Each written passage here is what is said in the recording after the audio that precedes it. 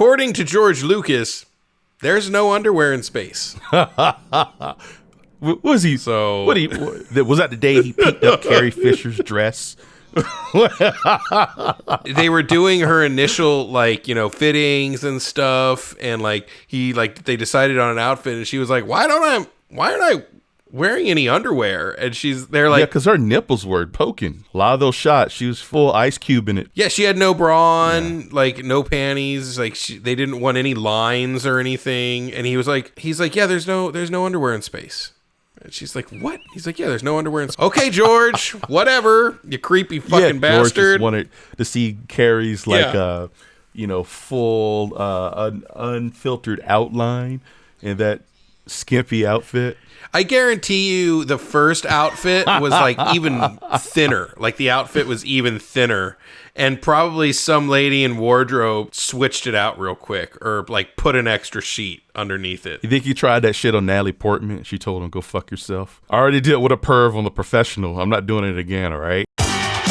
In a world of bad movies, two follically challenged men will stop at nothing to share their opinions of them. Their wives are tired of listening, but are you? This isn't the podcast you deserve, but it's the one you need. Prepare yourself for bald guys and bad movies. Welcome to Bald Guys and Bad Movies, episode 65. I am Troy. Troy, cut it out! Here with my buddy, Mike Stella.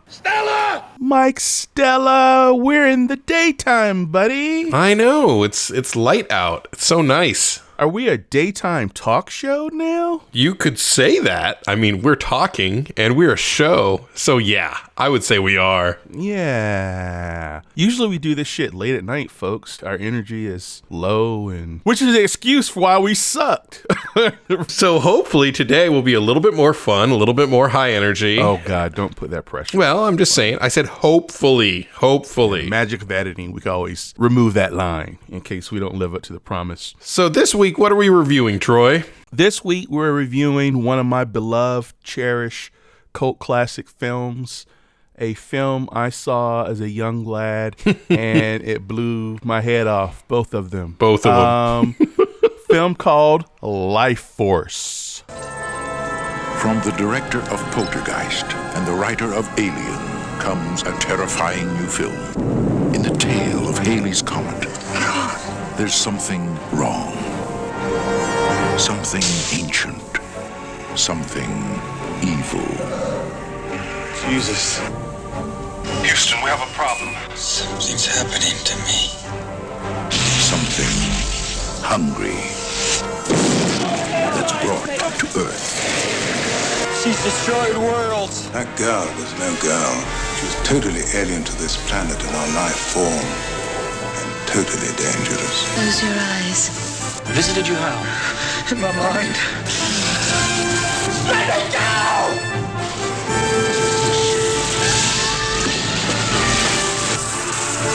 It's already spreading. You didn't stop it. It's too late.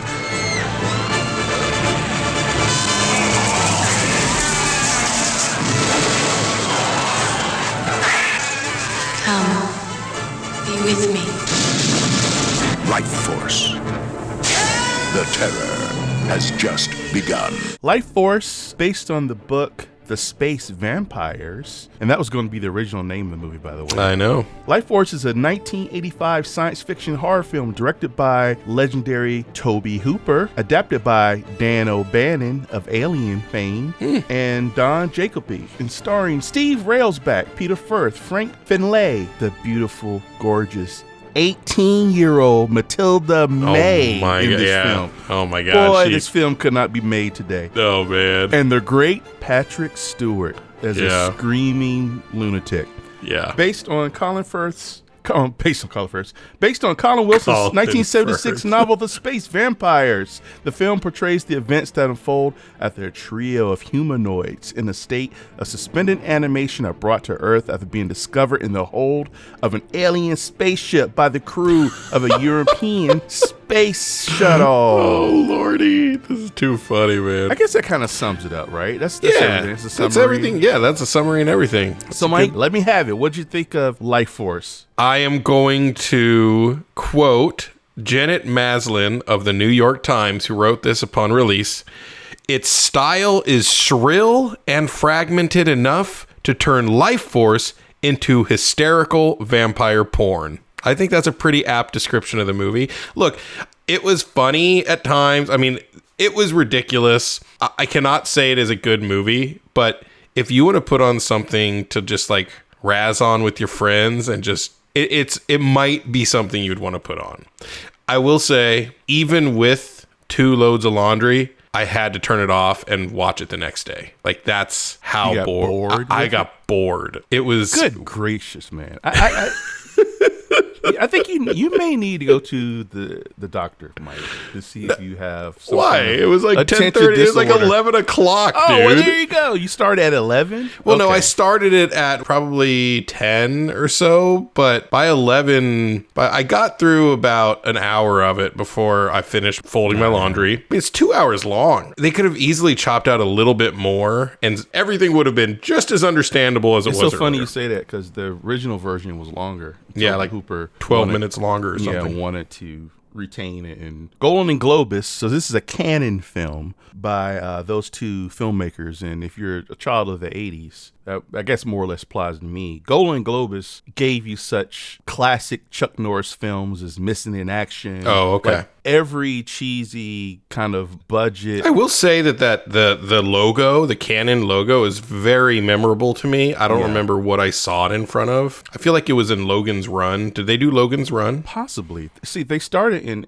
Israel, and then it came over to States, and I don't know if they produced 200 American films. Oh, wow. Or is that just their... That's pretty awesome. They're kind of like Roger Corman. And this, I believe, was their most expensive canon film. Hey, they went all out. Like, I'm not going to lie. Like, the money's on screen, dude. Yeah, like, yeah, dude. The whole end part in London, that was pretty epic, dude. It was really epic. And that was one of the things you described about this movie, is that it builds and builds and builds. And then, so many movies, you don't get that payoff. Something happens to where the big epic scene, like, doesn't happen. You get it. Like, you get a big epic scene at the end, and it's long. There's a lot going on there, explosions. Well, I mean, it's fair to say the movie's it's hard to describe it because it's kind of all over the place. That was one of my issues with it. And it's so funny because even when Patrick Stewart has horrible lines to deliver, I still love to watch him. I still love seeing him on screen. I mean, and there were times where the other actors like weren't horrible. And there were times where the visual effects were really good. And there were times where the visual effects were god awful. It was really weird. Like, it was such a mishmash of, wow, that was really good. Ooh, that was really bad. Yeah, bad for the time, but then great for the time. Yes, that's exactly what I mean. There's sequences, especially at the end. So London is basically decimated because the girl gets out. I guess maybe we should walk people through this. Yeah. I was just going to say, recommend. It's a highly recommend for you, right? Recommend. Yeah, it's a highly recommend for you, right? Of course, but I have to because you love it. From nostalgia. I grew up with it, nostalgia. Sure. And even rewatching it, it's hard for me to be super objective. Sure. Because it is. No, I get it. It is an acquired taste. I can't recommend this for everyone because half of you listening may watch it and think, what the fuck am I watching? And then the sensibilities of today's climate. There's a nude woman. You said porn. She has clothes on in one scene. Yeah, one scene. Which I don't know why she has clothes on. I don't know why she has clothes on in that scene. Literally. Like, she has clothes on just to take them off to have sex with the dude. You know what I mean? Like, but with that said, I can understand why she's nude, why the 2 dudes are nude, because clothing, that's a human construct. If they want to be seductive and their whole nature as vampires is to seduce people, cut to the chase. You're walking around, you got a banging ass body. You're going to stop any dude in his tracks. And I'm going to say, you see her naked the entire time. You get a little bush here and there. Not a dong in sight. You're not one penis. You didn't see either of their penis as far as I could tell. And that leads me to my first Lifeforce fun fact. I'll do just that. Here I go. For the 2 male vampires, one of them was supposed to be Billy Idol. I read that as well. But he never showed up. So fucking Mick Jagger's brother played that Oh, role. really? So the shorter one, you see him as a soldier. Right. Near the end, if you remember. That's Mick Jagger's brother. The one at the end? Which one? Because there's Not the one not at the end. one. Not the okay, end it's the one. other guy. Okay. The other guy, they got, when they stabbed, Sure. they figured out, oh, we kill him this way. But the men were not allowed to be fully nude. Yeah, that's fucking bullshit. They had to wear a ball bag. Oh my God. That's fucking ridiculous. I don't know how much you know about Tobe Hooper, but Tobe Hooper is director of Texas Chainsaw Massacre, director, quote unquote, of Poltergeist, which in hindsight, pretty sure he was full on a cokehead during that, and Spielberg had to come in, and for many reasons, Spielberg pretty much directed most of that film. Right. But when I look at Lifeforce, they use the same visual effects guys because the visual effects, like the look really similar to the stuff in Poltergeist, like the energy effects. John Dykstra. Oh, okay. So yeah, I think he did Poltergeist. Seeing Lifeforce, it is so well directed and shot. And looks great. I mean, sometimes it looks great, sometimes not so much. Like a lot of the stuff on the ship looked well. The alien ship. Are you talking about the low budget? It looks low budget. Yeah, that stuff look, and maybe that wasn't the way it was shot. Maybe it was because there were some bad camera moves. Like I know when they did this really like long pan with the one guy when he's in the ship, like later on in the movie when he's having a flashback to the ship, it was just like jittery and stuff, and I was just like, oh, that looks bad. I didn't notice, but well, I mean, yeah, with some exceptions, I guess. Sure. I mean, you're not going to have every shot perfect. But overall, I think the camera had great movement. Shots were staged well. And especially that London blitz, that apocalypse. That was great. Was just fucking amazing. And what a way to pay off a film. That's what I loved about it. It builds, and some may argue in the beginning kind of sags, because the girl gets out. The female vampire, she gets out in the world, and they're chasing her. And it becomes like a body snatchers thing where she can leap into the mind of different people. And at one point, she's in the mind of Patrick Stewart. That shit is funny. Like I thought that dude, I thought Carlson and Patrick Stewart were like about to kiss at one point. They totally were, like, dude, that would have been so awesome if he kisses her and then he cuts to another shot and it's Patrick Stewart. That would have been so good. I'd have fucking died. So speaking of Carlson, what did you think of Steve Railsback, his performance? Not great. Not great. He was a bit over the top.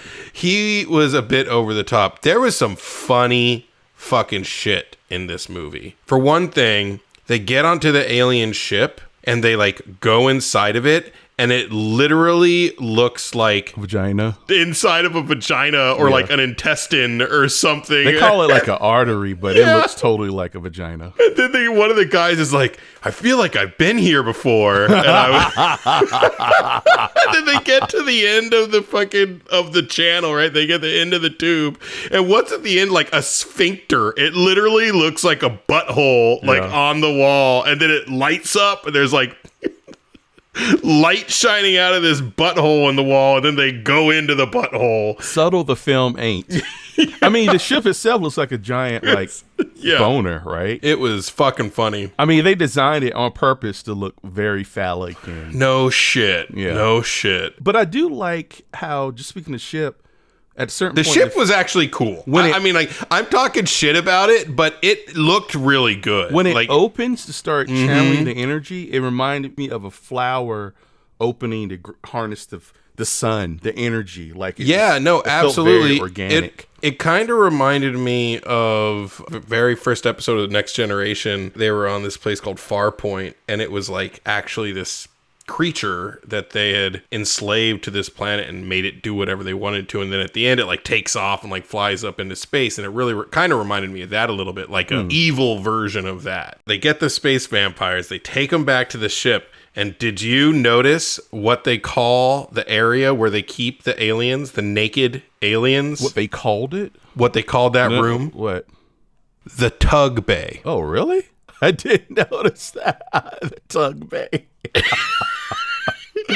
Okay. And they said it like multiple times, and I am just fucking cracking up at this. And then they even reference it later on in the movie, like when they're talking about, oh yeah, well we went into the tug bay, and I was just like, yeah, the tug bay, all right. Yeah, exactly. Nothing down here, Columbia. I'm going on into the tug bay. Yeah, I didn't notice that. I did catch like a couple, well, one in particular. I think it was when they discovered the emaciated body of the woman when she had first escaped. Yeah.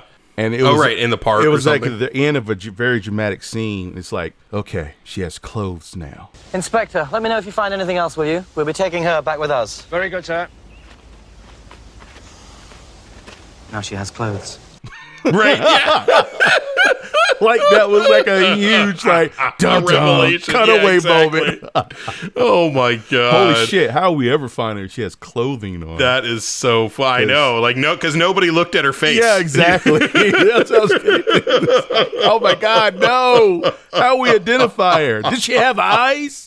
Yeah, Clearly the alien had no head. Well, she had some really cool contacts, and actually, when they do like this close up on like her a face, spiral. you have this like very light brown spiral that on top of her like really pretty brown eyes made this really cool sort of look going on. I thought that was a nice little touch. And she felt very elfish, pixie-like. Her facial structure. So it was a very good casting choice. All jokes aside, other than the fact she was goddamn gorgeous. And that was her first role. She did a great job. I mean, even though she was just naked the whole time, I mean, I thought she did fine. I mean, I think her acting was better than the main character, but then again, she didn't have to show all that emotion. You know what I mean? Like, she didn't really have to show much. She had to show a lot, just not very much emotion. And now for another Lifeforce fun fact. I'll do just that. Here I go. There was a 70-year-old man who's assigned to Matilda as her makeup artist. And she obviously felt uncomfortable. No way. So, are you fucking kidding me? No. So a female makeup artist took over the role. You think? And then what Toby Hooper wanted, he wanted her to be completely hairless down there. And they were like, Toby, we can't have it be hairless. Like, he said, okay, but I want it shaved as close as possible and dyed so it's not that noticeable. So every day, this makeup artist had to get on her knees in front of Matilda, this 18-year-old French ballerina model. Ballerina with tits like that? I don't know about that one. That's what she is. Really? Yeah, she was a ballerina. Was she a professional ballerina, or she just did ballet? She really didn't have any aspirations to be an actor. Oh, but, interesting. She was. I'm just saying most ballerinas are very petite, petite and don't really have much going on anywhere just because they're so athletic. I ain't complaining because she has the perfect fucking body. No, she was gorgeous. She was gorgeous. Like which ties it to, not to make it sound like I'm just some horny dude, but it ties into what the character is. I mean, it makes sense. Yeah. But anyway, just the visual of her having to get her bush like manicured every day. That's fucking ridiculous. Carlson was admittedly, Steve Railsback was over the top. I really like Kane though, that character. Kane was pretty good. Yeah, I actually thought he was pretty good. There were some moments where I was like when they were first introducing him, like he felt really dry. But as the movie went on, I ended up really liking that character. I thought he was definitely the best acted character out of everyone. So. I kind of find him as the hero, the main hero. Absolutely. Really. He's Wang. Yeah, Big Trouble. Like, because I guess in Britain, there's this character, Quartermass. Yes. The space scientist thingy. That one. And I wonder if he's kind of based on that a little bit. Is this heroic guy standing against the aliens and, world domination.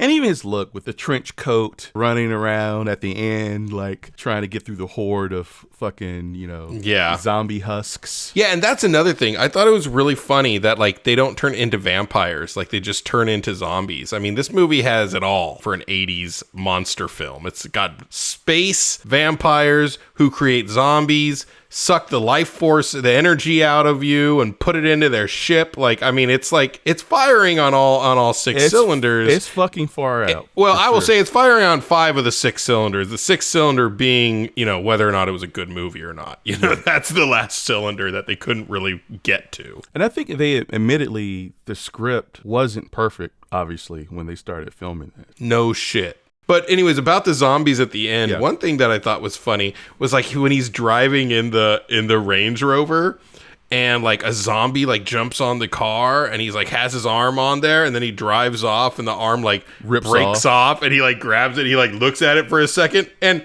he doesn't just like throw it out the open window or anything. He's like, I'm gonna keep this right back here. I might need a snack later or something. If you need a back scratcher, Mike, come on. Oh shit, yeah.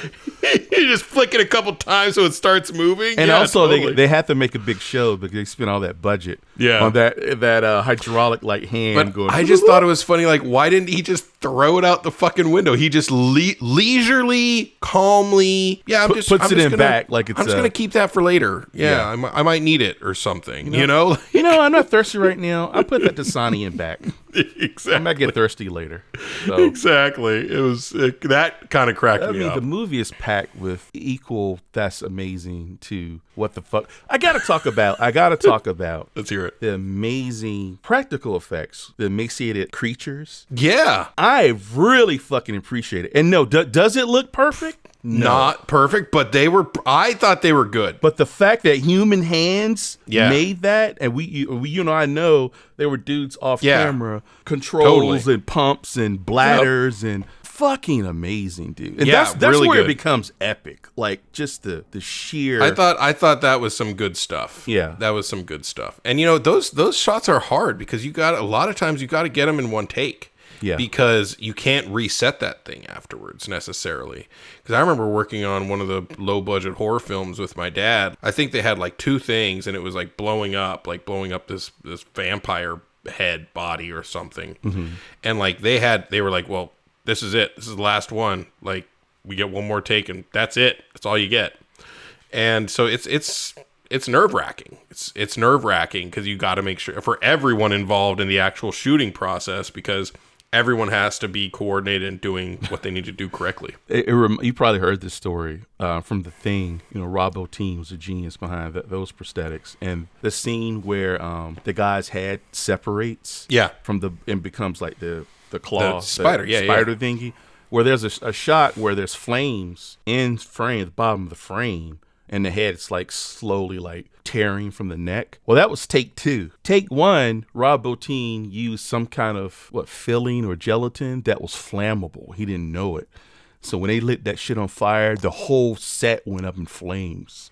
Holy shit. And Rob Bottin tells his story. He was like underneath with the guys and he stood up. Carpenter looked at him. He looked at Carpenter. He said, well, don't just stand there. Put it out, you idiot. This is Carpenter.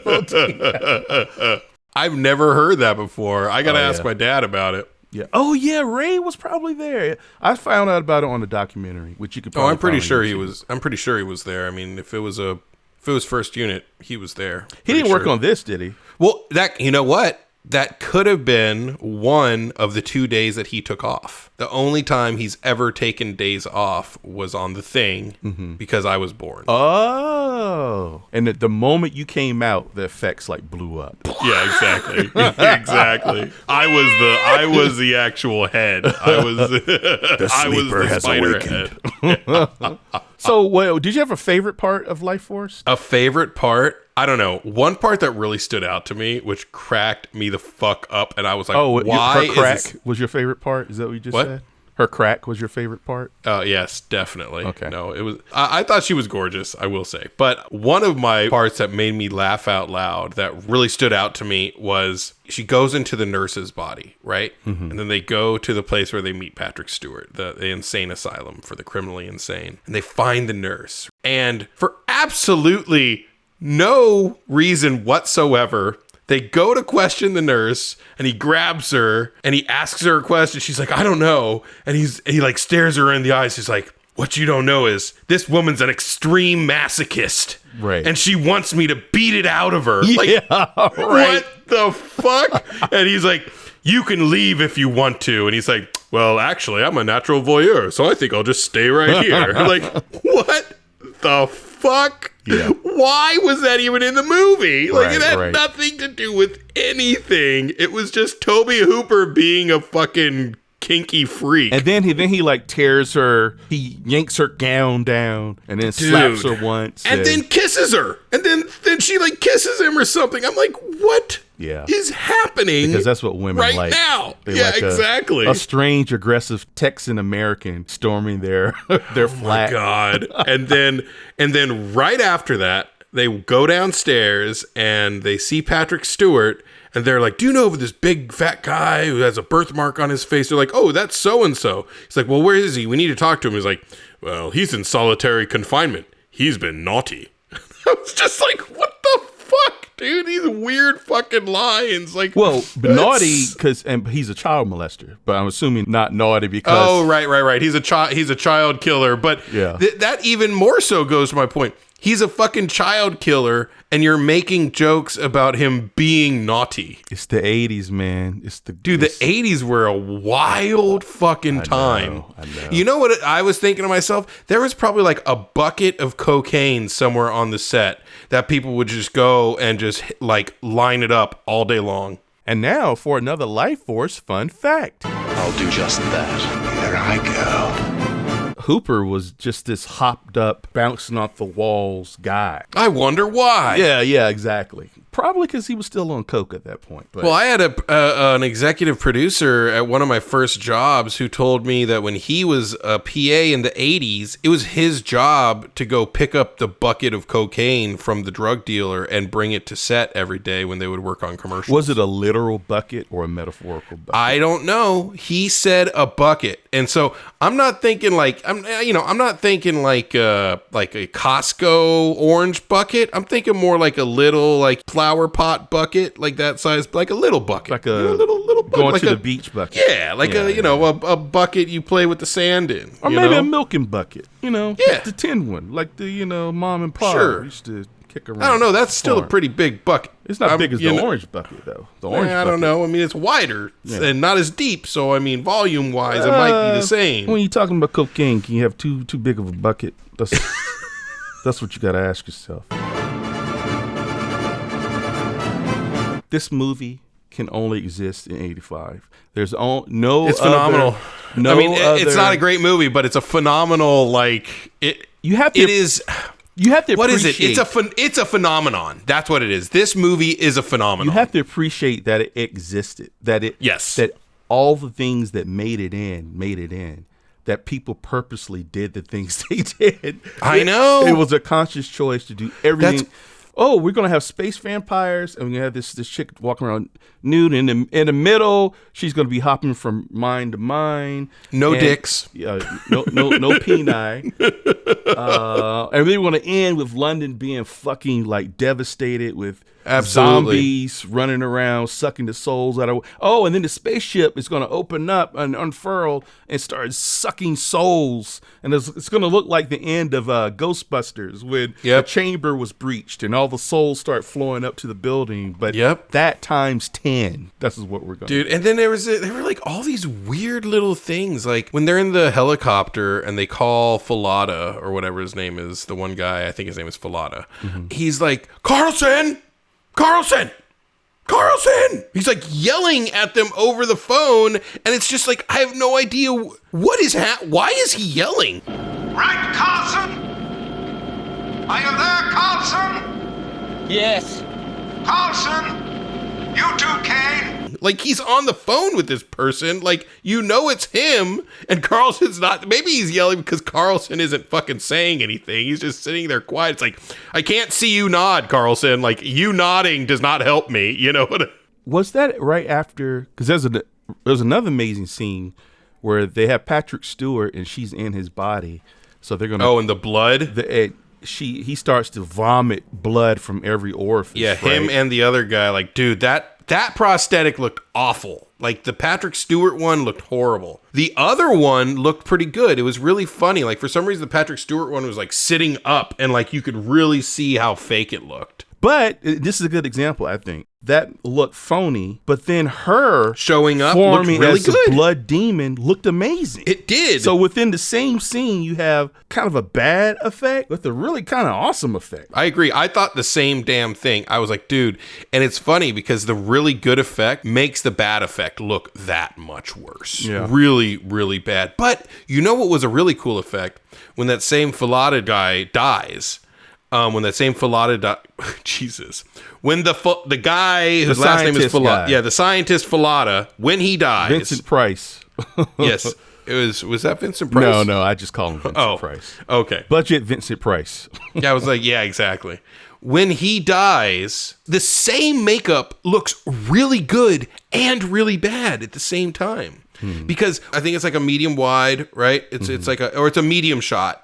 And he's talking to him, and the guy can see that Falada's been possessed, and shoots him, and Falada falls to the ground, and it cuts into a close-up, and on this close-up, you can see the makeup looks all wet from him sweating and stuff, but it looks pretty cheesy. But the reason it looks cheesy is because there's all these bladders underneath the skin that start like breathing and looking all funky, and I was like, oh shit, well that looks pretty cool. Which was inspired by Thriller, by the way. That makeup job was because in Thriller, remember Michael Jackson with the bladders, which was one of my two of my favorite lines, but one of them was that scene. Which as a kid, his look kind of freaked me out because that actor had very striking looks. And it's like, here I go. Oh yeah. Here I go. Right before does he explode? Yeah, dies. Well, no, he dies, and then the life force like flies out of him. But yeah, that was a really, really neat scene. But I was like, dude, all you had to do was the moment you cut, the bladders start going. Like the moment you cut, the bladders should already be pumping up, because then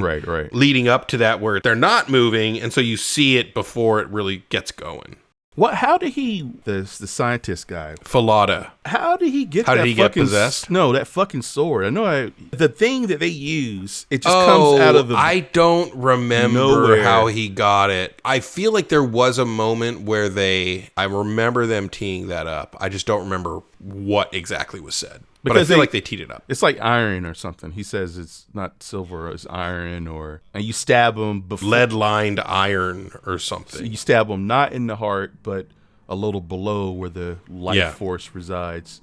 And the theory that the film makes is that vampires that we know of with blood are really these creatures. Right. You know exactly. What I mean? The origin of vampires are these creatures, and then over time the Lord morphed them into something else. So that effect you talked about where the blood demon is created from Patrick Stewart, that looked really cool, but it made no fucking sense because blood was never a thing in this movie. So it was like, why did all of a sudden this one random thing happen where a blood demon was created from the blood of these two possessed things? Like because it looks cool. It was just, exactly. Of course, that's why it was done. That's what I'm getting at. But I'm just saying, like, there was... Blood is the essence of life. Maybe that was what it... I always saw it as that because that's what gives us life, and she just used that as a method to get out of the body instead of exploding like light, which she normally does. Again, sure, no, I get it. I mean, because reasons, exactly, right? Because someone had thought it would look cool, and half of it did look cool. Yeah, the blood part looked really cool, and I think a lot of this movie was that when it was written and also directed.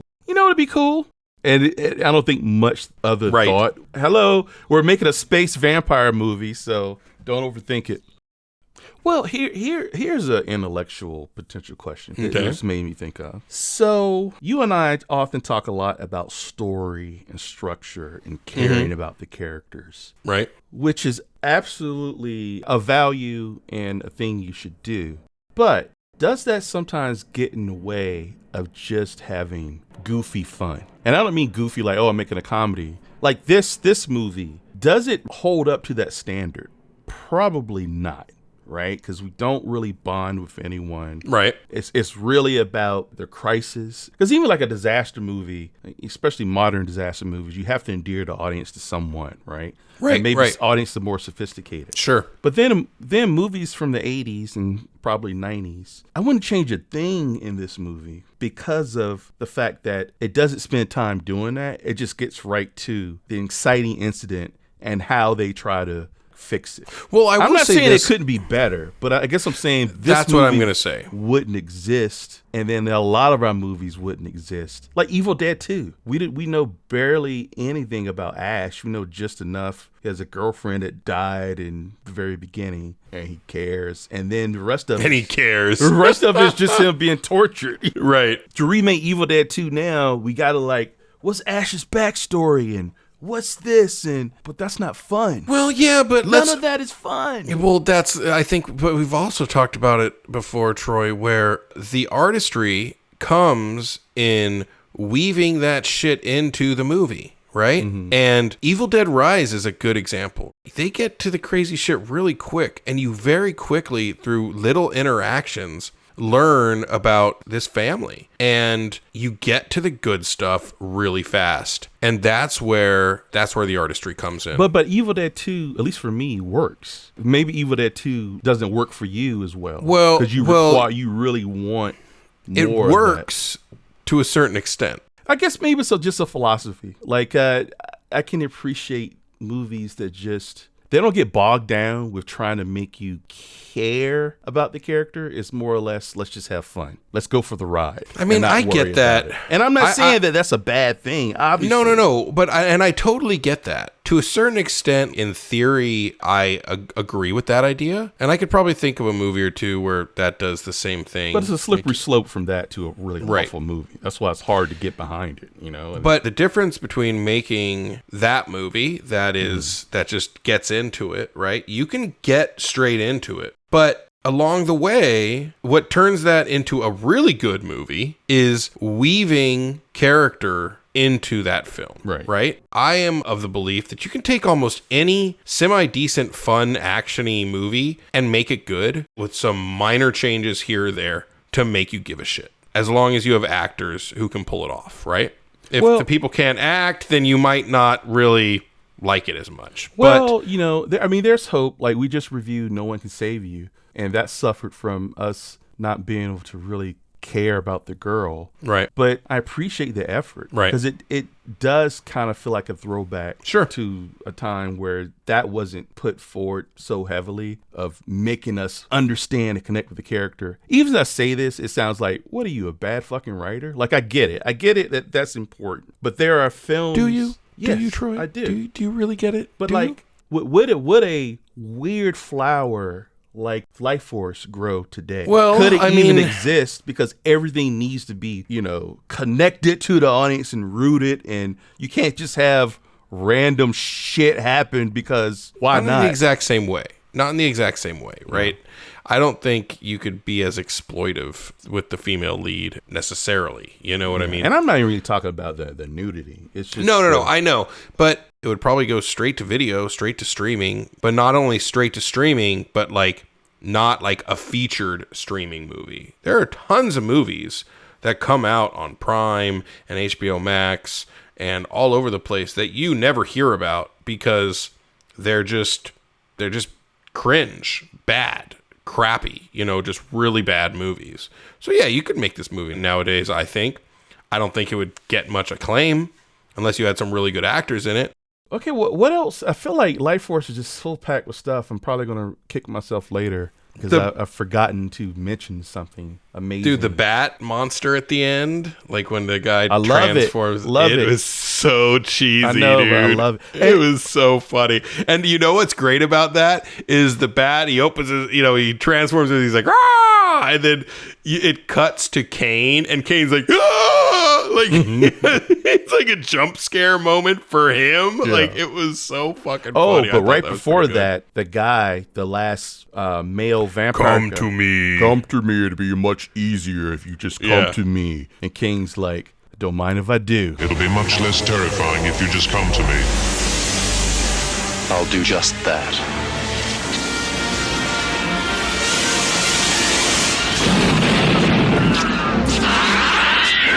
Don't mind if I do. I love that line, dude. He runs up and stabs him. I wish there were more movies with that character, dude. I would love to see that guy. Nah, he was, like I said, he was good. There were some pretty funny, fucking well-delivered, good lines here and there. And some more awkwardness. The very first attack by the girl and the very first guy to get sucked dry, the guy spots it on the monitor, and he has the most awkward long run to get to that. I don't know if you noticed, but I did notice. I was like, how is he running? His running's weird, dude. Dude, and they did so many cuts. Like, he goes through like this area where there's like 3 rooms and he has to go through each one. It's like, just cut, dude. Cut to the next one. Right. No one gives a shit. He goes around a corner, he's fucking there. That's it. Or intercut with the guy being withering away and you running down the stairs, cut back to him, like, you know what I mean? Create some some suspense. Yeah. You know, like, oh my God. Yeah, that shit was pretty funny. And you know what cracked me up? So he sees it, he runs down there, then Falada sees it, and he runs down there. And I'm just like, what? Is this just like going to be a never ending loop of guys running down and getting sucked dry by this vampire lady? There's a wonderful part I love where Carlson and Kane, they go to the prime minister. Yes. And this is where the affection's spreading and they're waiting to see the prime minister. He's like, oh, 1 second. You know. Well, 1 second. Yeah, excuse me, secretary. Mrs. Privet, come on. They go in. And he's like, 1 second. And then he doesn't shut the door all the way. Yeah. It's like, why? It's like, it's so and they peek in, and he goes behind like a little partition. He's like, come with me. Yeah. Follow me over here. Yeah. Not suspicious at all. Yeah. And then start sucking it dry.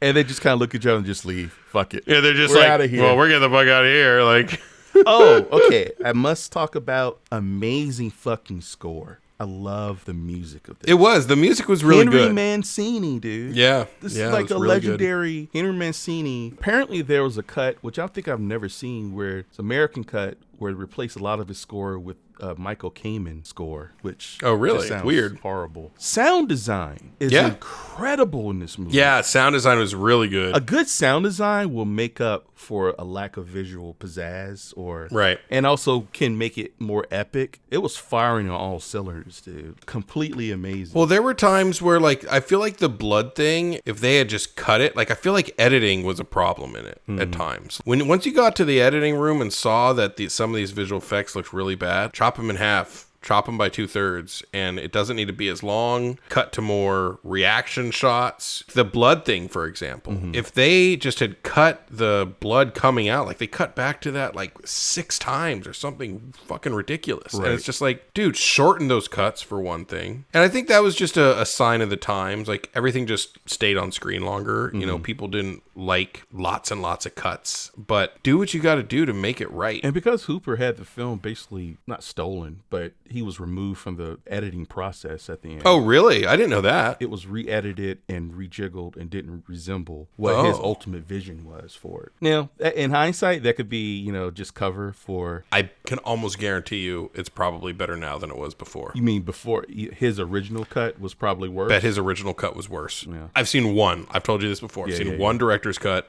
that was better than the original, and it was Batman versus Superman. Only one. Yeah. There's a reason they cut all that footage. It seemed weird to me because I watched it last night with a critical eye. Right. Like, I wanted to be as objective as possible. Sure. So those motherfuckers were moving fast in space. Did you notice?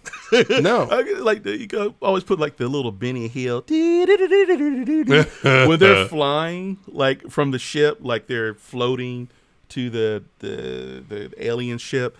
Usually space things are a bit slower. So when I was looking at the documentary, I think they sped it up because one of the huge notes was it was too slow. Right. Like the space things were too slow. And I think Hooper really wanted it to feel authentic space. Sure. And Golden Globe was like, we don't give a fuck. Speed this shit up so we can get to the naked chick. Come on, there's a clock. Again.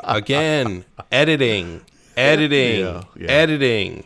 Cut away. Cut back. They're closer. You know what I mean? Do a nice, have a few dissolves. Because dissolves indicates time. Time has passed. So easily, you show them here and then have them and dissolve to them way closer at like a closer angle or something. Like, dude, there was a way to edit this movie and at least make it not feel slow for the beginning 20 minutes, I think. Special effects team were heavily inspired by Giger, and I think it's obvious when they go into the ship. I thought, and I think it's still effective, those bats kind of floating, bat creatures, look kind of creepy, dude. Like the whole thing looked very nice, like the inside of the very organic and wet. I'll tell you the one thing I wished is I wished that the aliens were moving around independent of each other, because they all look just like perfectly stationary. Oh, you mean like floating kind of moving? Yeah, floating, different angles. One's going this way, one's going that way, one's going up. You know what I mean? Like, was it? You think it was a matte painting? Probably either that, or it was probably like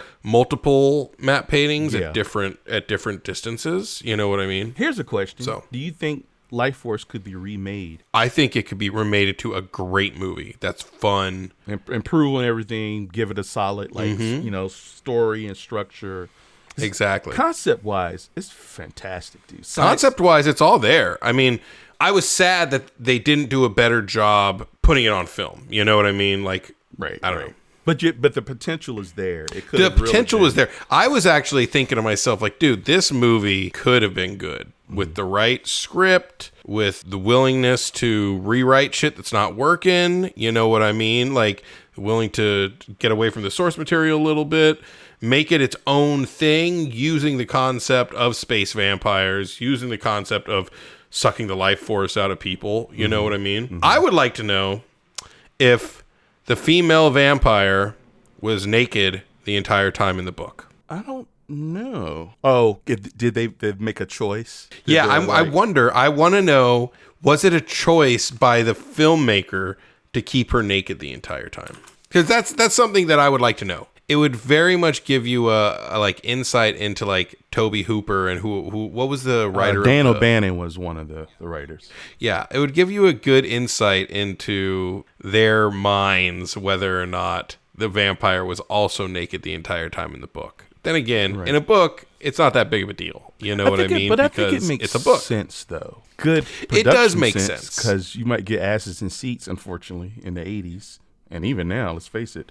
Yeah. By having a beautiful French ballerina walking around nude your whole movie. But, like I said at the beginning, clothing, sometimes it bothers me about space creatures that, you know, if they're humanoid, they're wearing like clothes, and like that's such a human construct, like a human trait, you know, modesty, like wearing clothes. Well, let's be realistic. I mean, it's also a protection mechanism. You know what I mean? Like, we started wearing clothes to protect us from the elements. Yeah, but would an alien creature need the same? It just kind of bugs me sometimes.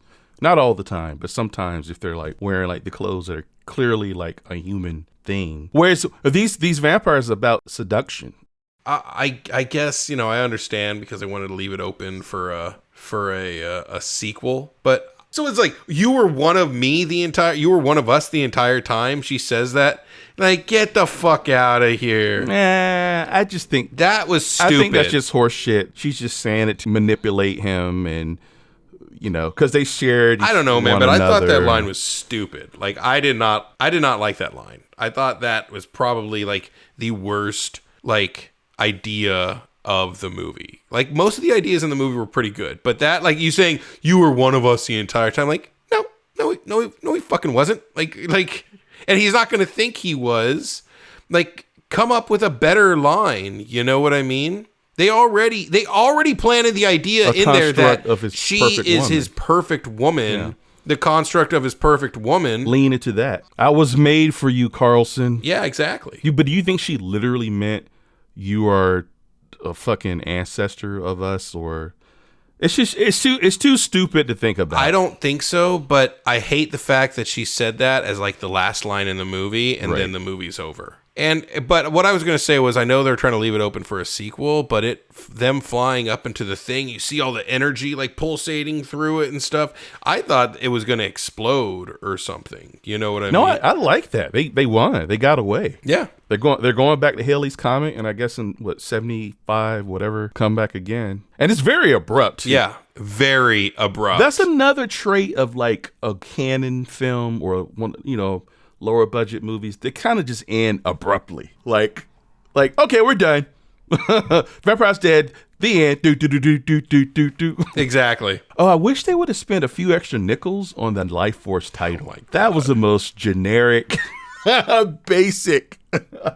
I've seen better titles in that time period. So, and there's a lot of great stuff in that movie.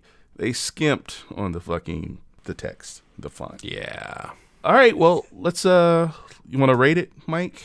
Sure, let's rate it. So you go first. I will give it 2.5 extreme masochists out of 5. Nice.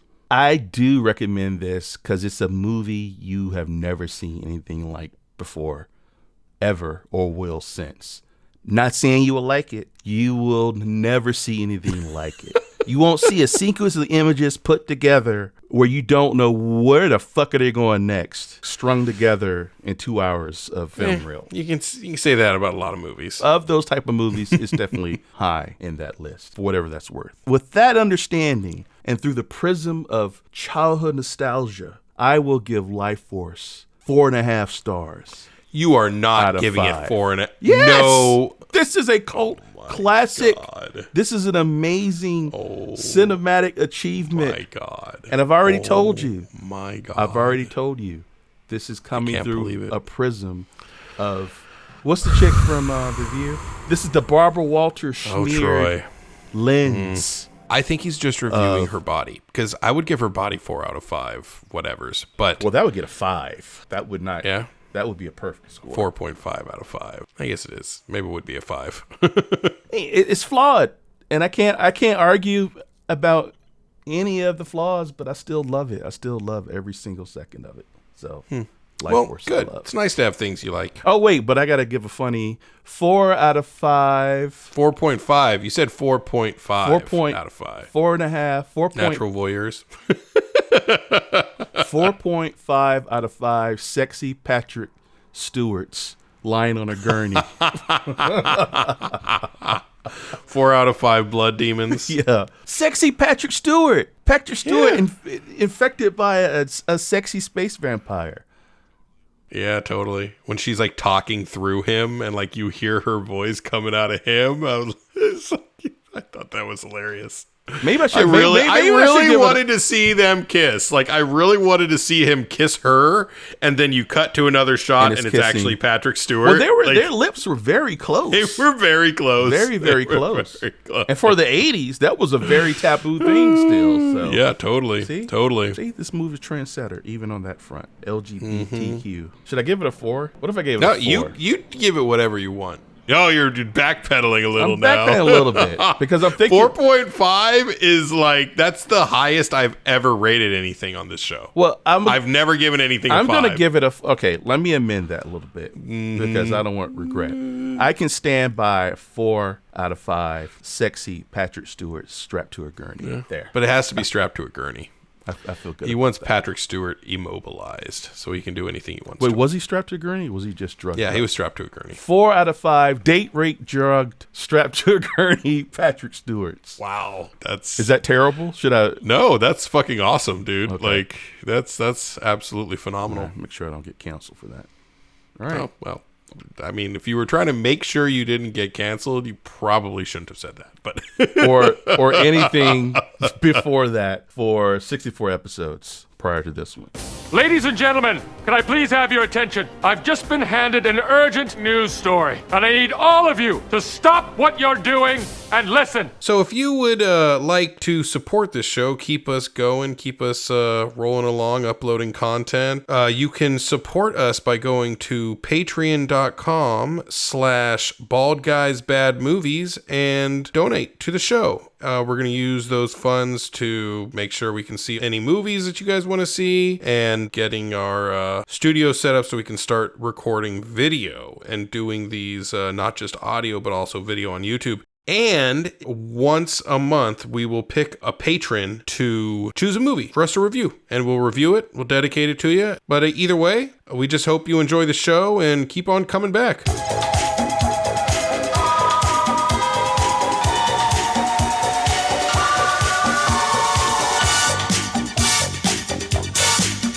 Well, we body shame ourselves, so I think it's okay. Yeah, exactly. You know, we body shame everyone. Yeah, so. I ain't pretending to be anyone's catch. Yeah. I'm definitely the thing you toss back off the boat. I'm the chum. I'm not the catch of the day. So exactly. There you go. We're the ones standing next to the guy who catches all the fish. So if we say anything to offend you, just keep that in mind where it's coming from. A couple of goblins under a bridge. Exactly. It's coming from a deep well of self-loathing. Right, there you go. And this is all we have, people. Please. Exactly. Just let us have this one thing. This one glorious podcast moment. Yes, all 15 of you or all 8 of you, please.